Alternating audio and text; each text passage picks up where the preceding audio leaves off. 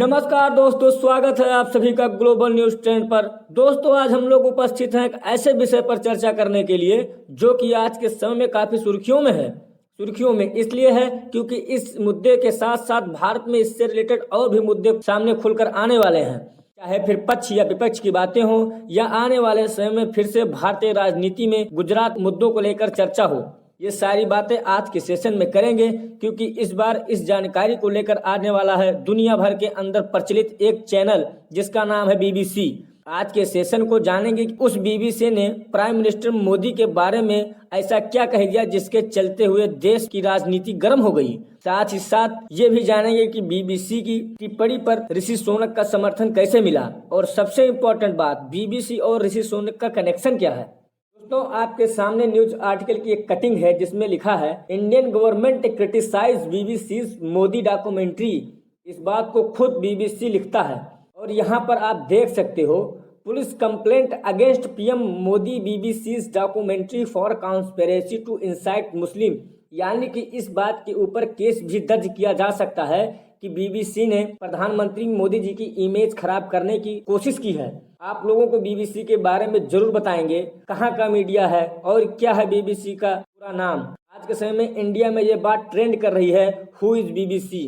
तो बीबीसी का full form है दोस्तों ब्रिटिश ब्रॉडकास्टिंग कॉर्पोरेशन, जिसको यूके की गवर्नमेंट फंड करती है कि इसका मुख्यालय लंदन में स्थित है और इसकी स्थापना 1922 में हुई थी। आप एक प्रकार से समझ लीजिए, यूके के आधिकारिक सूचनाएं सबसे पहले बीबीसी पर ही आती हैं। आपके सामने एक तस्वीर दिखाई जा रही है और इसमें मोदी जी दिखाई दे रहे हैं और मोदी जी के ऊपर ही द डॉक्यूमेंट्री करके बीबीसी न्यूज ने एक ऑडियो अपलोड किया था।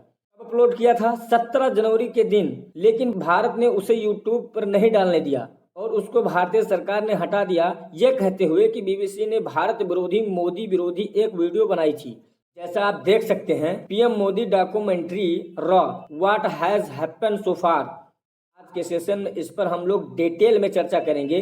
तो दोस्तों, विषय वस्तु तो आप लोगों को समझ में आ चुकी है। अब विषय वस्तु क्या है, प्रधानमंत्री मोदी पर कोई डॉक्यूमेंट्री बनी है क्या, इसको हम लोग अच्छे से समझेंगे। डॉक्यूमेंट्री में चर्चा किस बात की है, तो गुजरात दंगों की है और इसकी चर्चा करने वाला बीबीसी न्यूज है। साथियों, ब्रिटिश ब्रॉडकास्टिंग कॉर्पोरेशन द्वारा इंडिया द मोदी क्वेश्चन नाम से एक सीरीज शुरू की गई थी।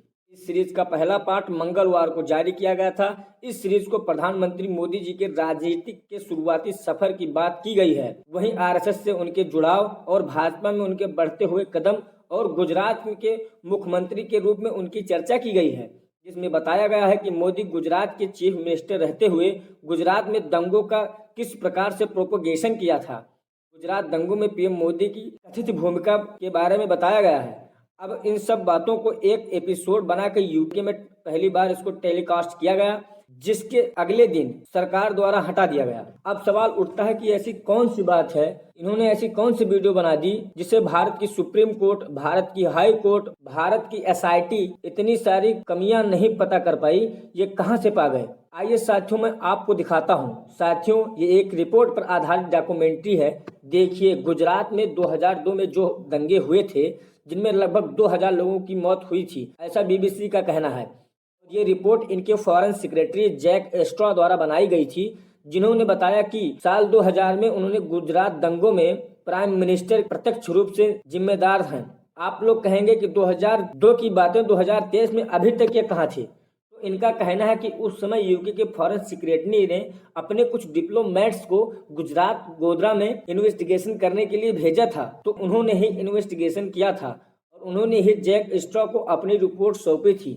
उसी रिपोर्ट पर जैक एस्ट्रॉ ने एक डॉक्यूमेंट्री बनाकर प्रस्तुत किया है, जिसमें बताया गया है कि गुजरात दंगों को एक प्रॉपर प्लानिंग के द्वारा किया गया था। दोस्तों, आप लोगों को गुजरात दंगों के बारे में पता ही होगा, फिर मैं आप लोगों को थोड़ा बहुत बता देता हूँ। 27 फरवरी 2002 में गुजरात के गोधरा में साबरमती एक्सप्रेस कोच को जला दिया गया, जिसमें 59 लोग मारे गए जो कि कार्य सेवक थे। दोस्तों, ये जितने कार्य सेवक थे वो अयोध्या से गुजरात लौट रहे थे। उन कार्य सेवकों के मौत के बाद गुजरात के अंदर काफी दंगे भड़के, जिसके चलते फिर हिंदू और मुस्लिम दंगे भड़के, जिसके अंदर लगभग 1044 लोग मारे गए। यह ऑफिशियल डाटा है, यानी कि जो बीबीसी बता रही थी वो डाटा गलत है। इसी विषय को लेकर के सुप्रीम कोर्ट ने प्रॉपर एसआईटी की जांच बैठाई और एसआईटी ने अपने रिपोर्ट में प्राइम मिनिस्टर मोदी को पूर्ण रूप से क्लीन चिट दी। इस क्लीन चिट के बाद अमित शाह ने भी कहा, जब प्रधानमंत्री मोदी को गुजरात कांड में क्लीन चिट मिल चुकी है तो ऐसी स्थिति में कुछ पार्टियां एनजीओ के द्वारा इतना झूठ बोला गया है कि उनके आरोप में प्रधानमंत्री मोदी जी को कल्प्रिट बताया गया है, तो सुप्रीम कोर्ट के क्लियर चिट देने के बाद उन लोगों को मोदी जी से माफी मांगनी चाहिए। ये मुद्दा भारत में शांत हो गया था, लेकिन बीबीसी ने इसको फिर से उठा दिया। अब सवाल उठता है कि इसके पीछे का कारण क्या है, बीबीसी ऐसा कर क्यों रहा है। ये कारण हम आप लोगों को भी आगे बताने ही वाले हैं। फिलहाल के लिए विदेश मंत्रालय के जो प्रवक्ता हैं उन्होंने क्या कहा है ये जान लीजिए। तो बीबीसी के इस डॉक्यूमेंट्री के ऊपर अरविंदम बागची ने कहा है कि बीबीसी की डॉक्यूमेंट्री एक प्रोपोगेंडा है और यह उस समय के कॉलोनियल मानसिकता को दर्शाती है। दोस्तों, अंग्रेजों ने जितने भी देशों पर आज तक राज किया है तो वहां उनका एक ही सबसे अच्छा तरीका रहता था कि फूट डालो और राज करो। जहां भी राज करना है वहां उन लोगों को आपस में लड़ाओ और उसके बाद राज करो। वही बीबीसी आज 20 साल के बाद इस मुद्दे पर रिपोर्टिंग कर रही है। तो अगर विदेश मंत्रालय की बातें माने तो ये निश्चित प्रोपोगेंडा है, जिसके चलते भारत में जो हिंदू मुस्लिम एक सांप्रदायिक सद्भावना के साथ रह रहे हैं उनको आपस में एक दूसरे में भिड़ाने की एक कोशिश है। जिस प्रकार कॉलोनियल माइंडसेट पर अरविंदम बागची द्वारा जो ये जवाब दिया गया है वो आप सुन सकते हैं।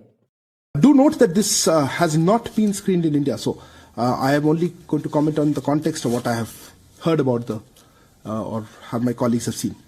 Let me just make it very clear. We think this is a propaganda piece designed to push a particular discredited narrative. The bias, a lack of objectivity, and frankly a continuing colonial mindset is blatantly visible. If anything, this film or documentary is a reflection on the agency and individuals that are peddling this narrative again. It makes us wonder whether about the purpose of this exercise and the agenda behind it, and frankly we do not wish to dignify such efforts. इन्होंने कहा कि ये documentary Bharat में प्रसारित हुई नहीं तो इस विषय में हम लोगों को ज़्यादा बोलना उचित नहीं होगा, लेकिन अगर आप पूछ रहे हैं तो हम आप लोगों को बता देते हैं ये डॉक्यूमेंट्री को भारत के खिलाफ एक प्रोपेगेंडा मानता हूं और ये एक प्रकार से मोदी जी की छवि खराब करने के लिए बनाई गई है। और सबसे इम्पोर्टेंट बात, भारत की सुप्रीम कोर्ट, भारत की न्याय व्यवस्था, भारत की संसद, भारत की जांच एजेंसियां, भारत की पुलिस, भारत का लोकतंत्र, इन सब के ऊपर बीबीसी ने एक प्रकार से सवाल खड़ा कर दिया है। दोस्तों, आप बताइए क्या बीबीसी भारत की न्यायपालिका से ज्यादा बड़ी है? तो यहाँ पर एक बड़ा सवाल बनता है साथियों। इस डॉक्यूमेंट्री को लेकर यूके के कई एमपी भी बीबीसी के खिलाफ हैं कि ये डॉक्यूमेंट्री एक पक्षपात है और हम इसके खिलाफ हैं। आप लोग देख सकते हैं, लाइरोमी रेजर ने अपने ट्वीट में लिखा है, बीबीसी न्यूज, आपने भारत के करोड़ों लोगों की भावनाओं को आहत किया है और लोकतांत्रिक रूप से निर्वाचित भारत के प्रधानमंत्री, भारतीय पुलिस और भारतीय न्यायपालिका की बेइज्जती की है। हम ऐसा पक्षपात रिपोर्टिंग की निंदा करते हैं। आप यहाँ पर ट्वीट देख सकते हैं, यहाँ पर लिखा है कि डिवाइड एंड रूल की पॉलिसी अपनाई जा रही है, लेकिन इंडिया के लोगों ने भी करारा जवाब देते हुए कहा कि मोदी के ऊपर तो डॉक्यूमेंट्री बना लिए, एक बार चर्चिल के ऊपर भी डॉक्यूमेंट्री बनाइए, चर्चिल के ऊपर भी सीरीज बनाइए। दोस्तों, ये वही चर्चिल है जिसके द्वारा काफी लोगों की जान ली गई थी, लेकिन यूके सरकार आज के समय भी इनको हीरो की तरह प्रमोट करती है। अभी आप कुछ दिन पहले ही देख चुके होंगे कि जब यूके के पूर्व प्राइम मिनिस्टर बोरिस जॉनसन थे तो वो गए थे जेलेंस्की से मिलने। तो जेलेंस्की से जब मिलने वो यूक्रेन गए थे तो वहां उन्होंने जेलेंस्की को एक चर्चिल के नाम से अवार्ड भी दिया है। यही चर्चिल जिसके चलते भारत में 40 लाख लोगों की जानें गई। बंगाल में जब सारे लोग भूखे मर रहे थे, ऐसी स्थिति में चर्चिल ने भारत का केवल विरोध किया। उसके ऊपर डॉक्यूमेंट्री क्यों नहीं बनाते हैं? बीबीसी वाले ब्रिटिश ब्रॉडकास्टिंग कॉर्पोरेशन हैं, तो पहले वो अपने ऊपर एक सीरीज लॉन्च करें ना, पहले चर्चिल के ऊपर एक सीरीज लॉन्च करें। दोस्तों, यहाँ पर सोनक का भी स्टैंड बता देता हूँ। जब यूके के पार्लियामेंट में पाकिस्तान ओरिजिन के एमपी इमरान हुसैन के द्वारा सवाल पूछा गया, जिसको आप सुन सकते हैं। And also what is interesting is that the Pakistani origin British Member of Parliament Imran Hussain decided to bring up this documentary by the BBC in a meeting in the House of Commons, but the Prime Minister Rishi Sunak interjected. Listen. Know of his involvement Mr. Speaker, the UK government's position on this has been clear and long-standing and hasn't changed. Of course, we don't tolerate persecution where it appears anywhere, but I'm not sure I agree at all with the characterisation that the honourable gentleman has put forward.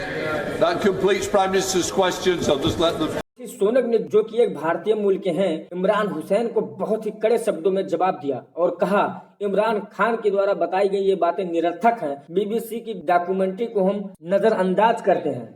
खैर, मैं आपको बता दूं, ऋषि सोनक यहाँ भारत को defend नहीं कर रहे थे। उनको चिंता थी तो केवल दुनिया के 5वीं सबसे बड़ी अर्थव्यवस्था भारत की, कि कहीं भारत अगर इससे भड़क गया तो भारत और यूके के बीच जो फ्री ट्रेड एग्रीमेंट होने वाला है उसको भारत अगर कहीं मुंह कर गया तो इससे ये ऊपरवाद हो जाएगा, यूके की अर्थव्यवस्था ठप पड़ जाएगी। दोस्तों, तो अब आप लोग सोच रहे होंगे कि ऐसी स्थिति में भारत बीबीसी के खिलाफ कोई एक्शन क्यों नहीं लेता। जैसे आप लोगों को पता ही होगा, चाइना ने 2021 में बीबीसी को बैन कर दिया था। लेकिन दोस्तों, हमारे यहाँ ऐसा नहीं हो सकता। हमारे यहाँ कॉन्स्टिट्यूशन में प्रेस को एक स्थान दिया गया है, जो कि एक अच्छे लोकतंत्र की पहचान है। लेकिन ये एक अच्छे लोकतंत्र की पहचान इसलिए है क्योंकि जो मीडिया है उसको भी अपने लिमिट में रह करके रिपोर्टिंग करनी चाहिए, ना कि किसी देश के प्रधानमंत्री की छवि बर्बाद करें या किसी देश की छवि बर्बाद करें। लेकिन अब भारत को बीबीसी के खिलाफ आवाज उठानी चाहिए, क्योंकि बीबीसी को यूके के ही गवर्नमेंट फंडिंग देती है। और अगर यूके की गवर्नमेंट भारत के साथ है तो ऐसी स्थिति में बीबीसी भारत के खिलाफ क्यों है? इसका कहीं ना कहीं एक शक निकलता है कि इसके पीछे हमको तो लग रहा है कि बीबीसी के साथ यूके की गवर्नमेंट भी जुड़ी हुई है।